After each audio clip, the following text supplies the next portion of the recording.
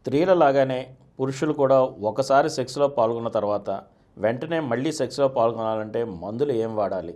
స్త్రీలలాగానే అంటే స్త్రీలలో ఏంటంటే ఈ రిఫ్రాక్టరీ పీరియడ్ అనేది ఉండదు. అక్కడ వాళ్ళకి ఎన్నిసార్లు సెక్స్ అయిపోగానే మళ్ళీ వెంటనే వాళ్ళు సెక్స్లో పాల్గొనగలరు. మగవాళ్ళు అలా కాదు.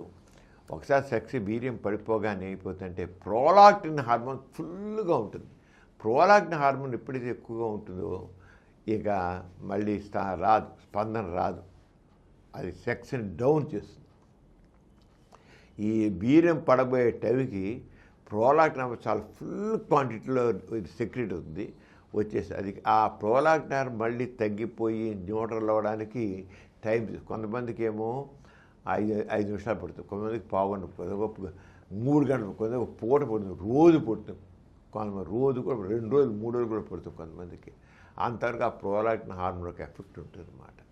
అంచేత ఇదంతా హార్మోన్ల ఎఫెక్ట్ కనుక ఆడవాళ్ళలాగానే వెంటనే రావడానికి ఏం లేదు. అయితే కొంతమందికి మాత్రం చాలా త్వరగా హార్మోను న్యూట్రల్ అయిపోతుంది. అది వ్యక్తికి మనిషికి అది మారుతూ ఉంటుంది. అందరికి ఒకటేలా ఉండదు. అలాగే మందులేం లేవు. కానీ సిల్నాఫిల్ కానీ టాడాల్ఫిల్ కానీ వాడితే కొంతవరకు త్వరితంగా చేయడానికి అవకాశం ఉంది. సిల్నాఫిల్ కానీ టాడాల్ఫిల్ కానీ వెర్నాఫిల్ లాంటి బిళ్ళలు వాడితే మాత్రం అంత టైం లేకుండా ఏదైతే ప్రోలాక్టిన్ హార్మోన్ పెరిగిందో అది ఇవ్వడం, అలాగే పీడిఫై ఎంజైమ్ అడి చేయడం ఏం జరుగుతుంది. అడిగి చేసి త్వరగా మళ్ళీ చేయడానికి అవకాశం, ఎక్కువసార్లు చేయడానికి త్వరగా చేయడానికి మాత్రం అవకాశం. కానీ ఇంత త్వరగా మాత్రం కాదు. ఏది నిమిషం ఆడవాళ్ళగా నెక్స్ట్ సెకండ్లోనే చేయడం. ఆడవాళ్ళు 2 సెకండ్స్లోనే మళ్ళీ మొదలైపోతారు. 2 సెకండ్స్లో అవుతారు. వీళ్ళు 2 మినిట్స్ కాదు కదా, 20 మినిట్స్ పడుతుంది మినిమం. అంతే తేలిగ్గా కాదు. కానీ కొంతమందికి మాత్రం ఈ బిళ్ళలు వాడి చూడొచ్చు. సిల్నాఫిల్ కానీ టాడాల్ఫిల్ కానీ వెర్నాఫిల్ కానీ వాడి చూడవచ్చు.